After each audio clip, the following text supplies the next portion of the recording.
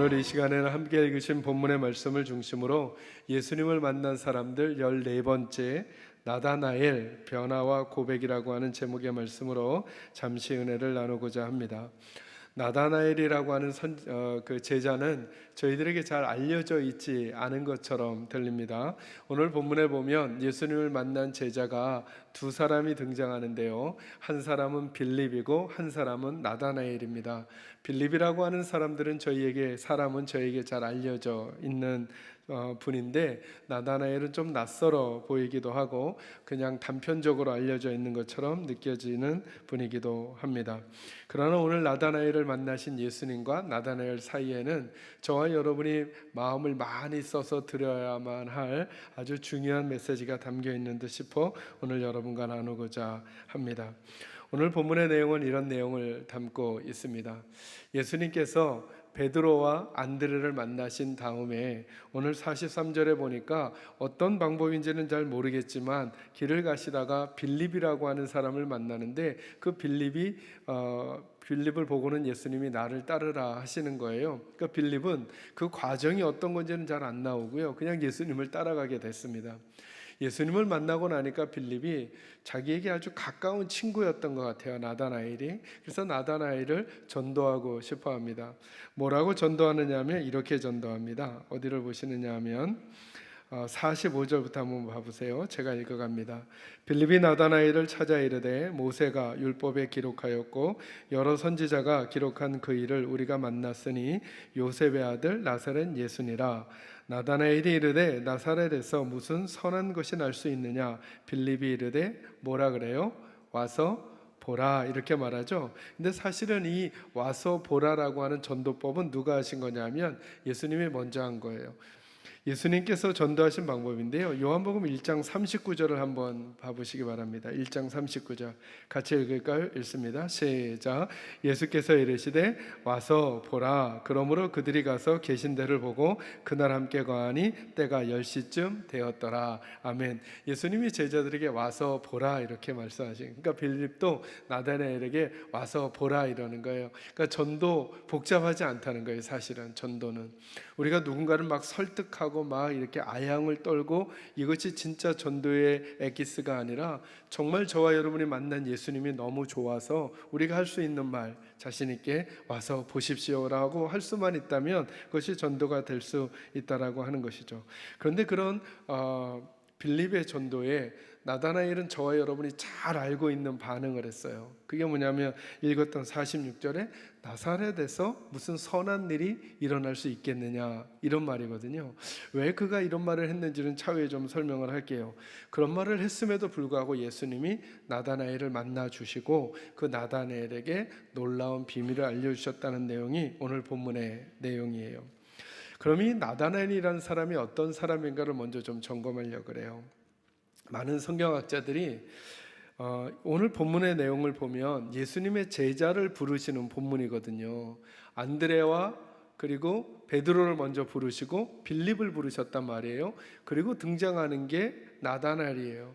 근데 예수님의 제자들 이름에 보면 나다나엘이 등장하지 않거든요. 여러분 본문을 표시하시고 마태복음 10장으로 한번 잠시 와보시기 바랍니다. 마태복음 10장 2절에서 4절까지 말씀이에요. 신약성경 15쪽 그 어간입니다.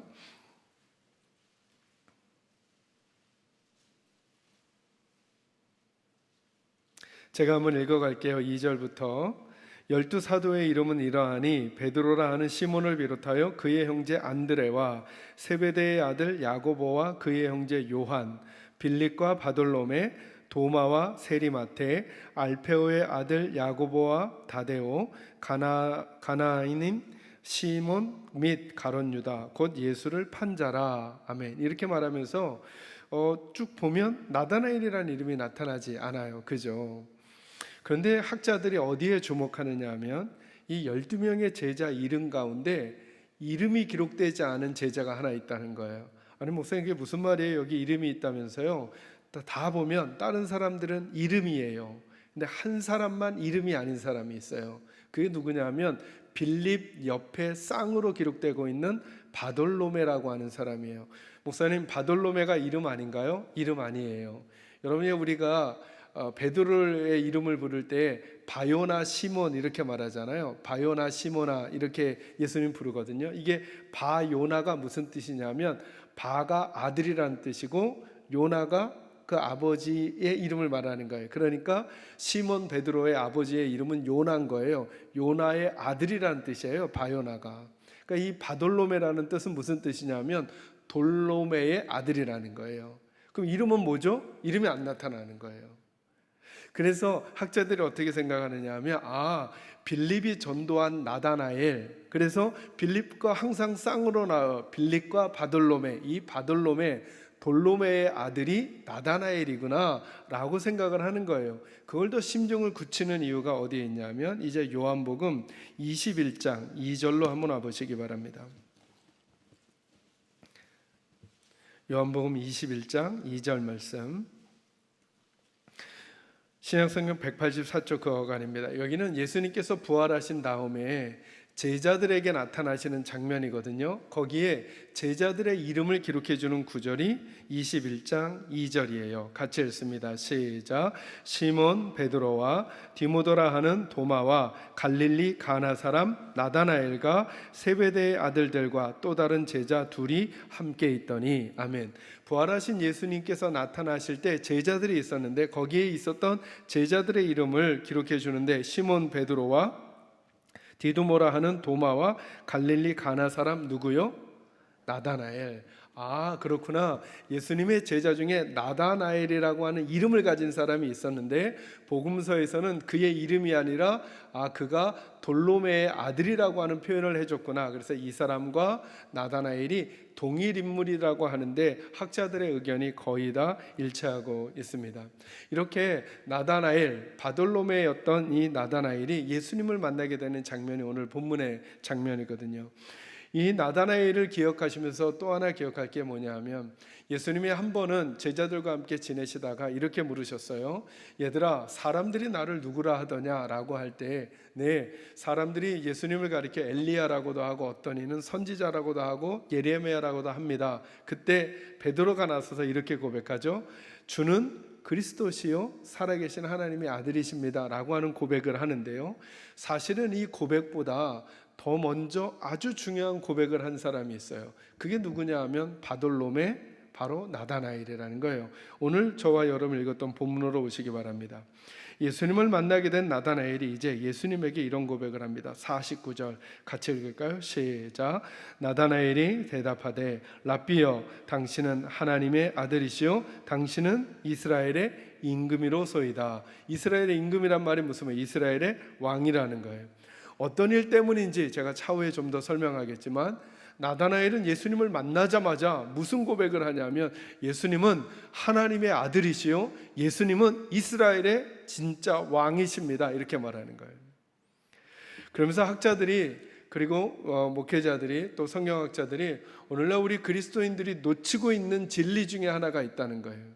저희들이 예수님을 믿을 때 예수님은 우리 구세주라고 하는 것은 잘 믿는다는 거예요. 그래서 예수님께 죄를 고백하고 내가 구원받아야 천국 갑니다. 그래서 예수님이 없으면 안 됩니다. 이 고백은 너무너무 잘한다는 거예요. 그런데 한 가지를 놓치고 있다는 거예요. 그게 오늘 나다나엘이 고백한 예수님은 이스라엘의 뭐라고요? 왕이라는 사실을 놓치고 산다는 거예요. 이스라엘의 왕이라는 건 뭐냐 하면 저와 여러분의 주인이라는 거예요. 주인이라면 그 주인을 섬기는 사람들이 그 하나님이신 예수님에게 주권을 드리고 순종하고 헌신하고 그리고 겸손히 살아가는 삶의 태도가 필요하다는 거예요.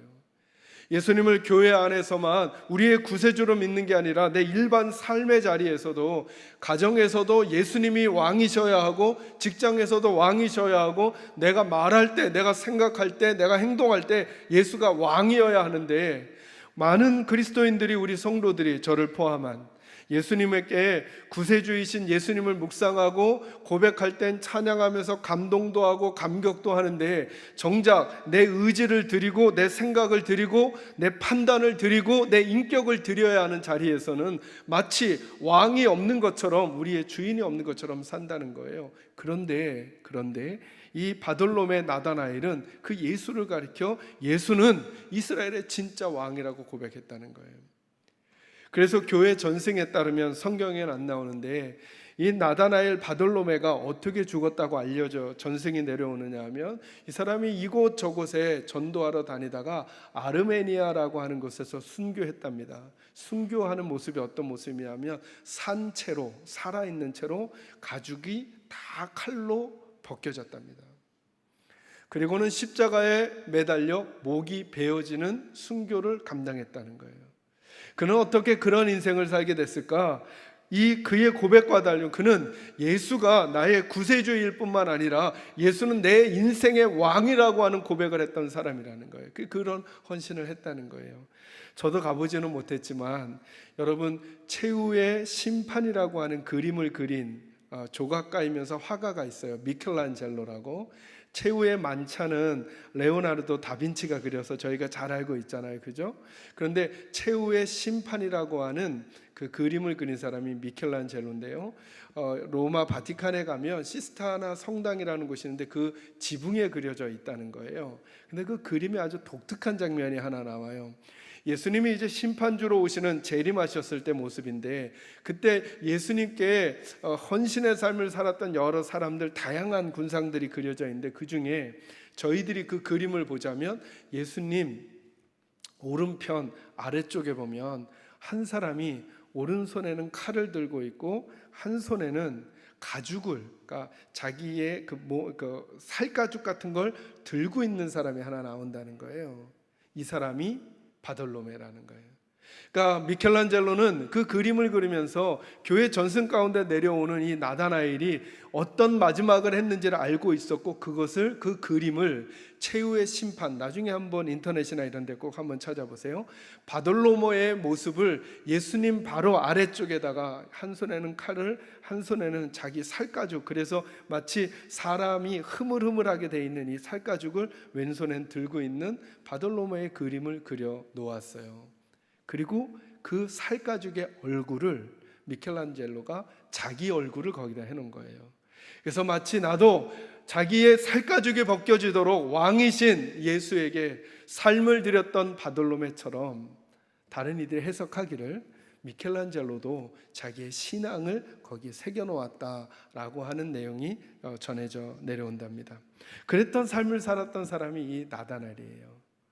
어떻게 나다나엘은 그런 인생 여정을 살아갈 수 있었을까? 그 나다나엘과 우리 예수님과의 만남의 이야기를 몇 가지로 여러분과 정돈해 드리도록 그렇게 하겠습니다. 먼저 이 시간에 우리 45절과 46절을 다시 한번 읽도록 하겠습니다. 같이 읽습니다. 시작. 빌립이 나다나엘을 찾아 이르되 모세가 율법에 기록하였고 여러 선지자가 기록한 그 일을 우리가 만났으니 요셉의 아들 나사렛 예수니라. 나다나엘이 이르되 나사렛에서 무슨 선한 것이 날 수 있느냐? 빌립이 이르되 와서 보라 하니라. 아멘. 빌립은 먼저 예수님을 만났는데요, 예수님을 만나고 나니까 자기에게 짝이 되는 것 같은 너무나 친한 친구인 거죠. 그러니까 빌립과 바돌로메, 이름을 넣으면 빌립과 나다나엘로 일컬어지는 이 친구 나다나엘에게 전도하고 싶었던 거예요. 그래서 말을 하는데 이 나다나엘이 어떤 반응을 보이느냐면 저와 여러분이 정말 잘 아는 내용이죠. 나사렛에서 무슨 선한 것이 날 수 있겠냐. 여러분, 이게 무슨 말이에요? 우리에게도 이런 비슷한 감정이 있잖아요. 제가 군대 갔을 때 제가 강원도 출신이라니까 저보고 강원도 감자바위라는 거예요. 강원도 사람들은 감자만 먹고 사는 줄 알고 있나? 뭐 이런 느낌이 들 만큼. 그러니까 왜 우리가 좋은 의미든 안 좋은 의미든 지역 감정이 이렇게 있잖아요. 그래서 뭐 전라도는 뭐 경상도는 뭐 충청도는 뭐 또 서울은 뭐 제가 안 한데 어딨죠? 경기도는 뭐라고 하는지 잘 모르겠어요. 어쨌든 그런 표현들이 있잖아요. 마치 이 나다나엘에게도 나사렛이라고 하는 동네에 대한 선입견이 있었어요. 이게 오늘 첫 번째 메시지인데요. 저와 여러분이 가지고 있는 편견이 주님을 만나는데 장애물이 될 수 있다는 거예요. 여러분, 그림으로 따지면 지금 나다나엘은 예수님이 그 선 너머에 계시고 자기가 여기 딱 있는 거예요. 근데 예수님을 딱 만나는 그 장면에 뭐가 장애물이 되고 있냐면 나사렛이라고 하는 지역에 대한 그가 가지고 있는 편견, 이것이 나쁜 거로만 생각할 필요는 없어요. 좋은 의도로 지금까지가 편견이라는 게 뭘까요? 내가 지금까지 열심히 공부해서 알게 된 어떤 사실, 내게 고정된 사실, 이게 편견이 될 수 있어요. 저와 여러분의 믿음의 삶도 마찬가지예요. 여러분이 이전 교회에서 경험한 거, 아니면 오늘이 아닌 옛날에 경험한 어떤 것들이 저와 여러분에게 고정화되어서 선입견 혹은 편견 혹은 고집 혹은 경험이 돼서 우리 안에 딱 박히잖아요. 그래서 어떤 말이 들려올 때 이런 생각이 드는 거예요. 나사렛에서 무슨 선한 게 날 수 있겠어? 라고 하는 평가를 하게 된다면 그 편견은 저와 여러분에게 주님을 만나는데 큰 장애물이 될 수 있다라고 하는 거예요. 제가 서두에 언급하지 않았지만 오늘 빌립이 나다나엘에게 이렇게 말하잖아요. 와서 보라 이렇게 말하잖아요. 보다라는 단어가 나오거든요. 그런데 오늘 나중에 한번 꼼꼼히 읽어보세요. 43절에서 51절에 보면 보다라는 단어가 계속 나와요. 빌립이 와서 보라 이러는데 예수님께서 나다나엘에게 이렇게 말해요. 47절 한번 봐보실래요? 예수께서 나다나엘이 자기에게 오는 것을 뭐 하시고요? 보시고, 보다라는 단어가 나오죠. 그 사람을 가리켜 이르시되 보라, 이는 참으로 이스라엘 사람이라 그 속에 간사한 것이 없도다. 나다나엘이 이르되 어떻게 나를 아시나이까? 예수께서 대답하여 이르시되 빌립이 너를 부르기 전에 내가 무화과 나무 아래 있을 때 뭐 했다고요? 보았다 이렇게 말하죠. 50절 끝부분 보시겠어요? 이보다 더 큰 일을 뭐 하리라? 보리라 이렇게 말하죠. 51절 끝부분 보시겠어요? 오르락 내리락 하는 것을 뭐 하리라? 보리라 이렇게 말하는 거예요. 그래서 어찌 보면 신앙은 보는 거라고 할 수 있어요. 근데 기억할 건 뭐냐면 저와 여러분들 이 예배 자리 왜 나오는가? 오늘 목사님이 무슨 얘기 하시느냐 이런 얘기하는 게 아니에요. 예배의 자리의 핵심, 기도의 자리의 핵심, 그리고 말씀을 읽는 자리의 핵심은 뭐냐면 보는 거라는 거예요. 보는 거. 누구를 보는 거예요? 예수님을 보는 거라는 거예요. 예수님을 보러 나와야 한다는 거예요. 그런데 예수님을 보러 나올 때 잊지 말아야 될 게 뭐냐면 지금 나다나엘이 예수님을 보러 가는데 사실은 누가 먼저 보고 계셨다는 거예요. 예수님이 나다나엘을 먼저 보시고 계셨다는 거예요. 그리고 예수님이 그 나다나엘에게 보여주실 거라는 거예요. 여러분 이 패턴을 기억하셔야 돼요. 저와 여러분도 이 시간에 여러분 사람 만나러 오는 거 아니고요, 내 모습을 뭐 하려고 하는 게 아니에요. 우리는 보러 오는 거예요. 누구를 보러 오는 거예요? 예수를 보러 오는 거라는 거예요. 그런데 기억하셔야 된다는 거예요. 그래서 우리가 적극적으로 내가 예수를 보러 오는 것 같지만 사실은 누가 우리를 먼저 보고 계셔요? 주님이 저와 여러분 보고 계신다는 거예요. 어디 있을 때부터요? 나다나엘의 경우는 무화과 나무 아래에 있을 때부터, 이건 나중에 좀 더 설명할게요. 그가 관심 없어 할 것 같은 상황 속에 있을 때부터 주님은 저와 여러분의 상황을 이미 보고 계셨다는 거예요. 그리고 우리에게 보여주실 거라는 거예요. 저는 여러분에게 이런 일들이 일어나기를 주의 이름으로 축원합니다. 여러분 주님을 보러 나오시기 바랍니다. 그리고 그 주님이 여러분을 보고 계셨다는 사실을 깨달으시기를 바라고 주님이 여러분에게 새로운 일들을 보여주는 복이 예배의 자리 때마다 일어나기를 주의 이름으로 축원합니다. 그런데 그 주님을 보는데 장애물이 되는 게 뭐냐면 내 편견이라는 거예요. 내가 가지고 있는 고집이라는 거예요. 내가 가지고 있는 기준이라는 거예요.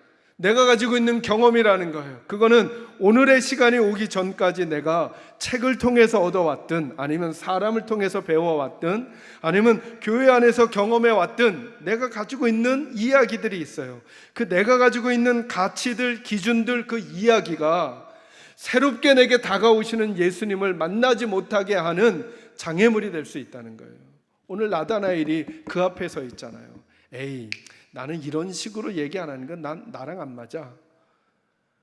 나사렛에서 무슨 선한 것이 날 수 있겠느냐, 이 말이 무슨 말이에요?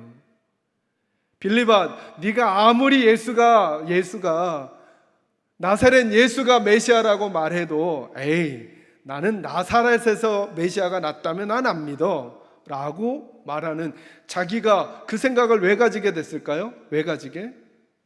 여러분 45절을 보면 빌립과 나다나엘은 처음부터 메시아에 대해서 관심이 많았던 사람들인 것 같아요.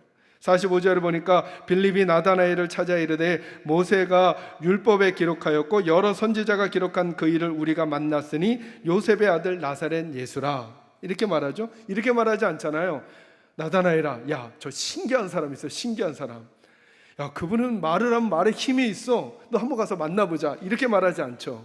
뭐라고 말하냐? 이렇게 말하는 거예요. 나다나엘아, 모세가 율법에 기록하고 여러 선지자가 기록한 그 사람, 왜 너랑 나랑 우리 계속 얘기하고 있었잖아. 그 사람을 우리가 만났어. 그 사람을. 그러니까 나다나엘은 평소에도 구약성경을, 율법을 열심히 묵상하고 열심히 읽었던 사람인 거예요. 그래서 메시아가 어디에서 날까를 많이 묵상해 본 거죠. 근데 아무리 생각해도 빌립의 말을 듣고 다 자기가 지금까지 공부해 온 것들을 되짚어 보니까 메시아는 나사렛에서 난다는 얘기가 성경에 없단 말이죠, 구약에. 그러니 그 사람 가짜라는 거죠. 그래서 안 가겠다는 거예요. 여러분은 하나님은 이렇게 일하셔야 하고, 하나님은 이렇게 말씀하셔야 하고, 하나님은 이렇게 역사하셔야만 진짜 하나님이야 라고 하는 여러분만이, 지금까지 가지고 있는 여러분만의 테두리가 있습니까? 만약에 그렇다면 우리 주님을 우리가 제한하는 것 아니에요? 하나님은 네모난 모습이어야 해. 잘 생각해 보세요. 하나님은 네모난 모습이어야 해 라고 생각하고, 네모난 모습만 하나님이라고 생각하면 하나님이 더 커요? 우리가 더 커요? 한번 잘 생각해 보세요. 우리가 네모난 하나님으로 하나님을 제한하고 있잖아요, 지금.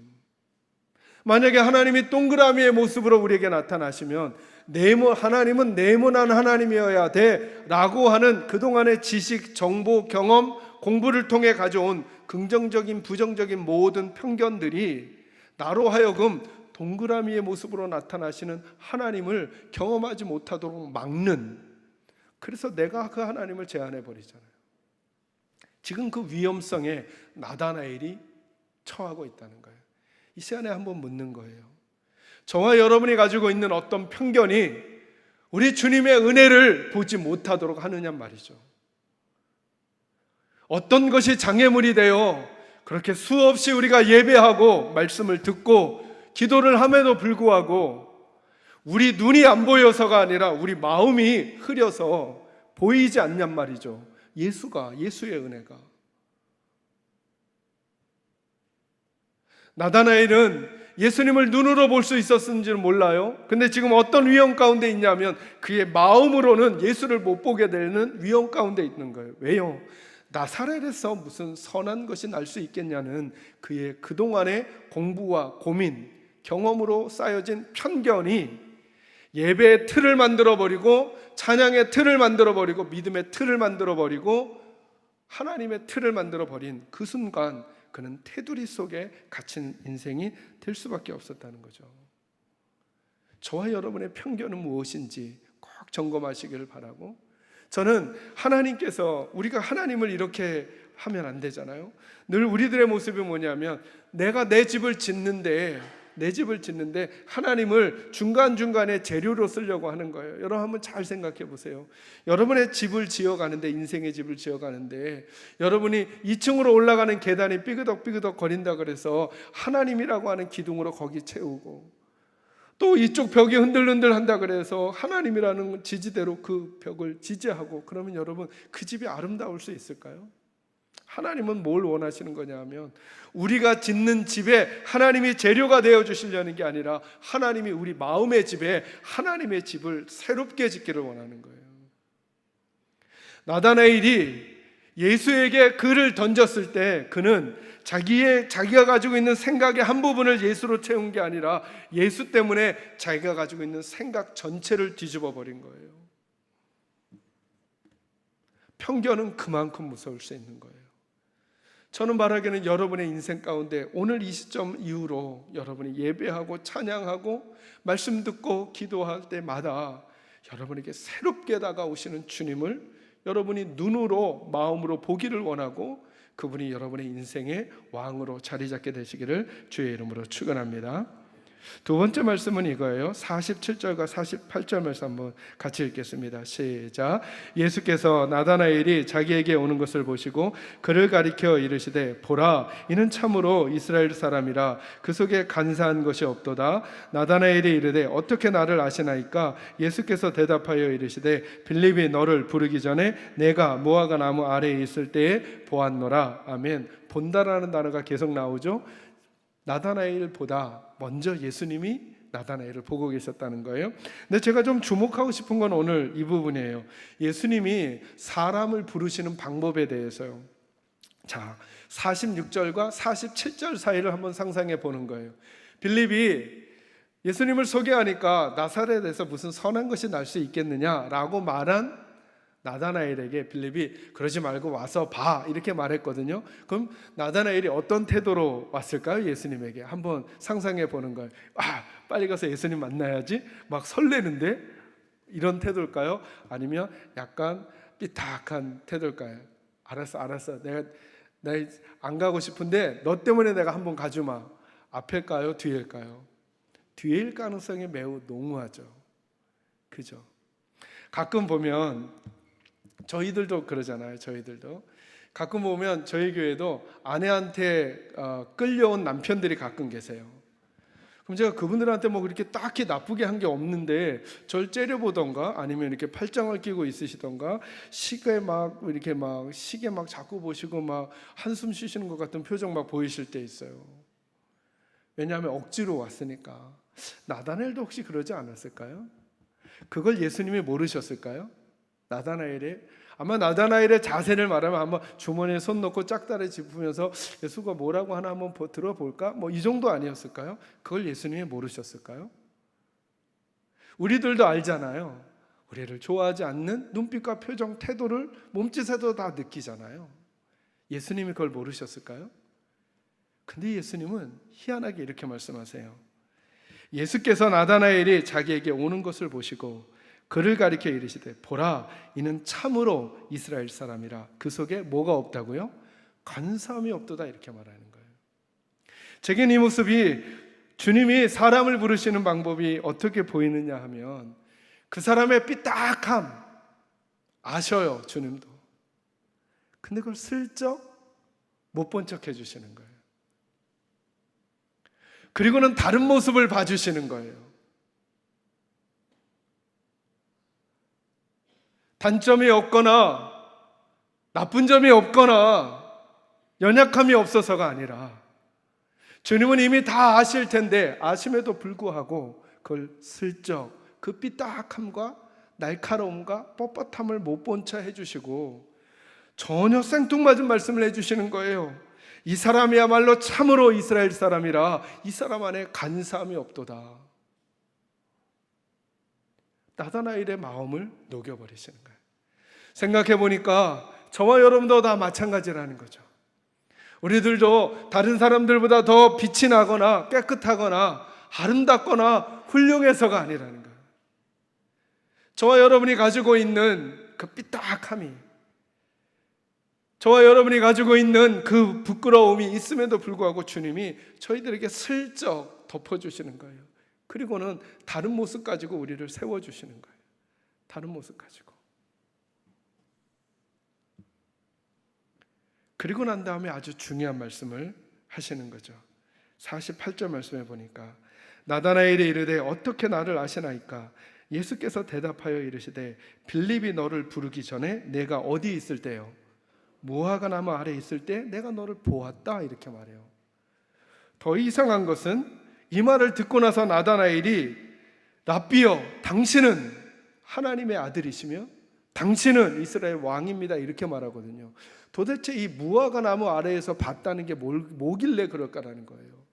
그냥 지리적 장소로 예수님이 길가 나를 보고 내 이름을 아셨어? 이것 때문에 삐딱했던 나다나엘이 예수에게 예수님 대단하신데요. 이 정도가 아니라 예수님은 하나님의 아들이시요 그리고 내가 그동안 찾던 이스라엘의 메시아 왕이십니다 라고 고백을 하게 만들었냔 말이에요. 그래서 제가 학자들의 글을 찾아보니까 이 무화과 나무 아래라고 하는 표현이 아주 전형적인 무엇인가를 표현할 때 쓰는 거라는 거예요.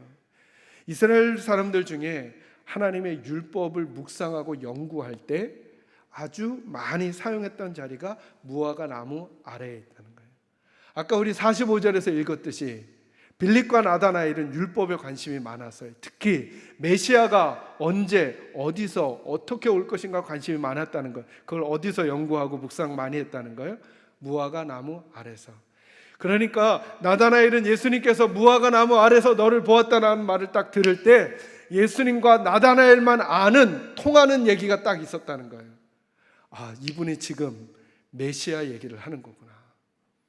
내가 그곳에서 구약을 묵상하고 연구하면서 이 나라를 구할, 이 부조리한 세계를 구할 메시아가 어디서 올까 고민했던 내 고민을 아시는구나. 그때부터 나다나엘아, 나는 너를 알았다 라고 말씀하실 때 나다나엘은 그게 바로 메시아이신 예수가 주시는 음성임을 알았다는 거예요. 그리고는 그가 놀라운 변화의 고백을 하나님 예수님께 드리는 거죠. 주는 하나님의 아들이시요 그리고 이스라엘의 왕이십니다. 그 이스라엘의 왕 대신 예수를 위해 그는 전승에 따르면 살같이 살아있는 동안에 베어지도록 예수를 부인하지 않는 거예요. 여러분 어떻게 순교할 수 있을까? 도대체 어떤 힘이 살아있는데 살가죽이 다 하나씩 다 벗겨. 그래서 어느 성당 앞에는 그 바돌로메를 기념하면서 살갗은 없고 이 안에 피부 조직, 이 근육 조직만 있는 동상을 만들어 놓은 곳도 있어요. 어떻게 그럴 수 있을까? 그들의 의지가 강해서? 그들의 결단력이 강해서? 아니에요. 예수가 그들에게 준 충격이 강하면 그 일이 일어나거든요. 왜 오늘 우리들의 삶은 이렇게 미약해 보이고 우리들의 삶은 이렇게 약해 보이는 것 같은가? 어찌 보면 이 패턴 한번 생각해 보시겠습니까? 우리는 정작 예배당에 예수를 보러 나와서 예수 만나지 못하고 예수 보지 못하고 예수가 주시는 충격 경험하지 못하고 돌아가기 때문에 처문을 나설 때도 예수를 위해, 왕이신 예수를 위해 내 삶과 내 인생을 드릴 수 있는 준비가 되어 있지 않으니까 혹시 그런 것은 아닌가? 우리의 부족을 넘어가 주시면서 우리를 세워가시는 그 예수 앞에 우리의 인격을 드리고 우리의 전 존재를 드릴 때 그분이 우리에게 새로운 일을 행하실 것을 바라보면서 주님을 더 앙망하는 저와 여러분이 되시기를 주의 이름으로 축원합니다. 마지막으로 여러분 50절 51절에 그런 나다나엘에게 주님이 주시는 그림이 있어요. 50절 51절 같이 읽을까요? 시작. 예수께서 대답하여 이르시되 내가 너를 무화과 나무 아래에서 보았다 함으로 믿느냐? 이보다 더 큰 일을 보리라. 또 이르시되 진실로 진실로 너희에게 이르노니 하늘이 열리고 하나님의 사자들이 인자 위에 오르락내리락 하는 것을 보리라 하시니라. 아멘. 50절 말씀도 보세요. 예수께서 대답하여 이르시되 내가 너를 무화과 나무 아래에서 보았다 함으로 믿느냐? 나다나엘아, 네가 고민하고 생각했던 것보다 더 큰 일을 네가 보게 될 거야. 말씀해 주시죠. 그리고는 51절에 이렇게 말합니다. 또 이르시되 진실로 진실로 너에게 이르노니 하늘이 열리고 하나님의 사자들이 인자 위에 오르락 내리락 하는 것을 보리라 하시니라.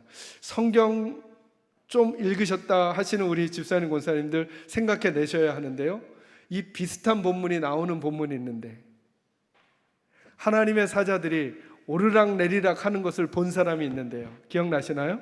누구죠? 야곱이죠. 야곱.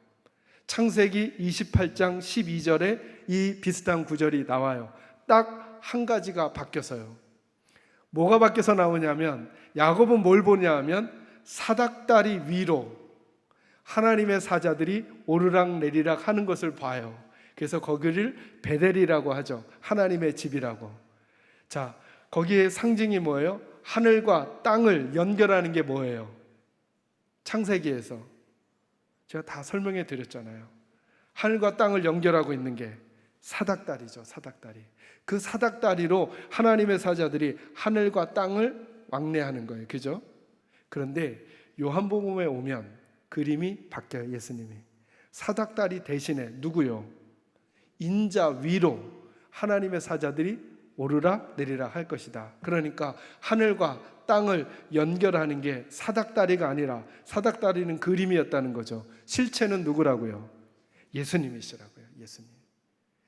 이제 예수님이 하나님과 우리를 연결할 진짜 중보자요 메시아라고 하는 사실을 누구에게 보여주냐 하면 무화과 나무 아래서 율법을 통해 메시아가 어디서 날까 고민하고 또 고민해서 나름의 편견이 생겨버린 그 나다나엘에게 진리의 본체이신 예수께서 나타나셔서 그의 눈을 열어주셔서 보게 하시니까 앞으로 그 예수가 누군지를 선명하게 알려주시는 거예요.